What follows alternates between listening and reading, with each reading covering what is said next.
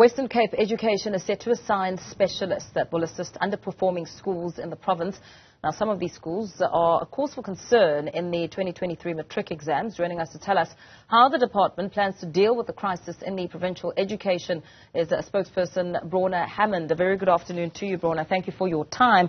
Very concerning as we take a look at the outcome of the matric class of 2023, specifically looking at one school in the province of the Western Cape achieving one of the lowest matric pass rates at 35.9%. That's a real cause for concern. What's going to happen?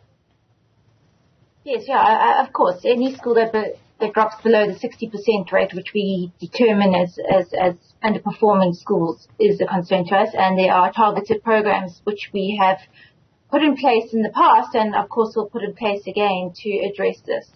We have seen some success in these programs, with over 80% of the schools that were in the program last year achieving better results, and 60% of them actually going beyond the 60% mark and falling out of that underperforming category. But of course there are some that dipped, including the school that you mentioned just now, and we have already visited the school, and we've got further interventions that are underway for this year to target those kind of areas.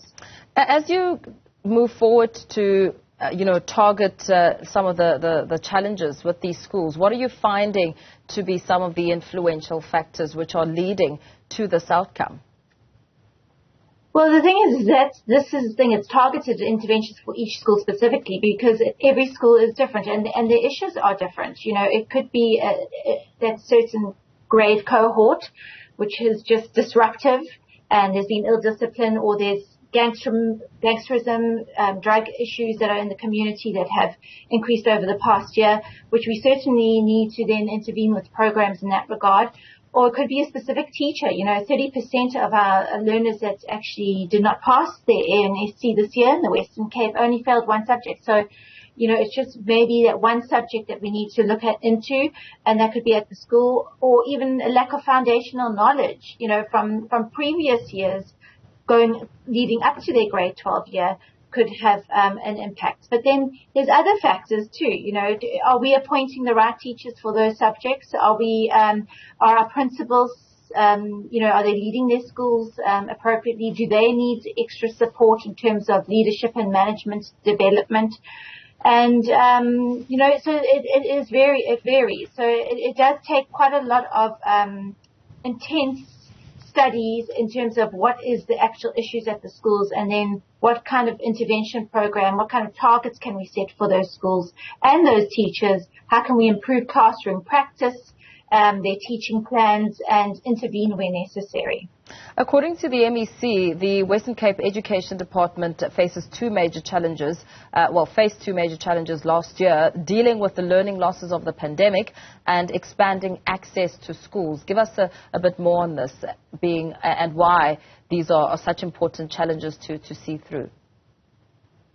Well, yes, as you know, like the class of 2023, they were in grade 9 when the pandemic hit, and there was a big loss of teaching and learning time, and we've tried to claw back, the losses as much as we can through our Back on Track program, which, we hope to see success through that program.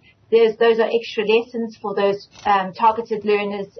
There's extra tutoring, holiday classrooms, and also training for those teachers. And that affects a lot of the grades, and hopefully will show improvements and show performance improvements in our system because of those interventions. That is a long-term intervention, but we will continue with that program this year.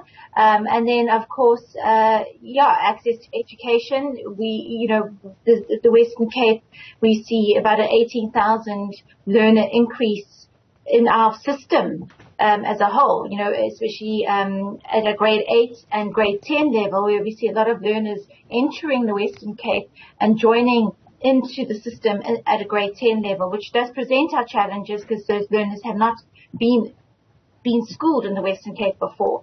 So that does present a challenge to us. But again, every learner matters, every learner counts, and that's why we put so much emphasis on not just the pass rate, but the actual throughput rates of learners. We want every child to finish their grade 12, get that NSC certificate, and even if you didn't pass, you may have failed 2 subjects or 1 subject, you're given the opportunity to do that rewrite and have that important certificate in your hand, which is so important because, even some of the basic job requirements now require an NSC certificate, never mind the other opportunities you can get in terms of access to higher education. Insofar as accountability is concerned, who should be held liable? Everyone. We all have a role to play. And I was unfortunately misquoted in terms of the accountability line. The fact is that all of us, the WCD is accountable, the individual learners are accountable to some extent, our teachers are accountable, as well as our parents. We all have a role, and we should all be working together as a team to ensure that we get these learners through the system with a quality pass. And that's the role of all of us. Obviously, in some circumstances, we can see that an individual teacher's performance may not be adequate, or even we have let the system down. But this is where we need to all work together, be responsive, be accountable to some degree, and then also to ensure that we actually take action and learn from the lessons that require learning from. So it is a work in progress, and as I said, we've seen success through our other underperforming school interventions, with 80% of them actually improving their results. But again, we need to look at certain communities, what is the issues, and intervene where necessary. As you look at those certain communities, what role do you think the school governing bodies should be playing in these underperforming schools? Well, we saw in one specific community in the Western Cape, we saw quite a lot of ill discipline. We saw, the children not arriving at school or loitering outside the school during the school day. And that area also, we saw a lot of SAPS reports regarding increased drug abuse, gangsterism involving learners or that age cohort of learners. And unfortunately, that did result in a decrease in the pass rates in many of the schools within that specific area. So I think for us, the role of parents in terms of encouraging their children to get to school on time, to be punctual and prepared for their lessons, and to give the respect that their teachers deserve. I think it's very difficult for teachers in this day and age. Our children are on social media. They are they can backchat and be cheeky, but at the same time, our teachers also need to be professional and learn how to deal with those circumstances, and just ensure that every second of that school time and that classroom time is treated as precious and used for what it is meant to be used for, to improve the quality of education of each individual child in that classroom. And, every time that a child comes into the classroom late and is disruptive, it really affects the rest of the class. So I think, parents have a role to play in ensuring that their children go to school and see it as an opportunity and not as a babysitting service for that day. And very quickly, the scope of the specialists, how will that be broken down as the teams go school to school to try and get to the bottom of the leading challenges in this matter? Well, yes, so we got subject advisors, and they've been called specialists in the media, that go into our schools, and obviously we then analyze the results. Is there a specific subject such as business studies that is performing badly? Do we need specific interventions by these education specialists in terms of subject advisors going in and giving that specific subject advice and support? Is there certain areas within the business studies curriculum that is poor in that school, and what is the history of that performance in that subject? And I think that's where they will go in. And again, there might be foundational knowledge in the senior phase.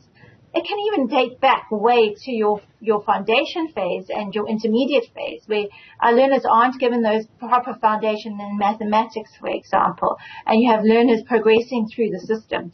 So it is quite complex. It definitely is. But our advisors are extremely they're there for a reason. They've been appointed for a reason and are specialists in those specific fields. And it just means, are we giving the necessary support to those teachers? Are we appointing teachers and putting them in the appropriate position give that the best quality tuition to those learners. And then obviously you need a strong leadership and management of that school. That is utmost important. Yeah, absolutely. Thank you so much. Let's perhaps leave it there for now. Bronagh Hammond, Western Cape Department of Education spokesperson, speaking about the specialists that will be deployed to underperforming schools after the matric results of 2023 came out.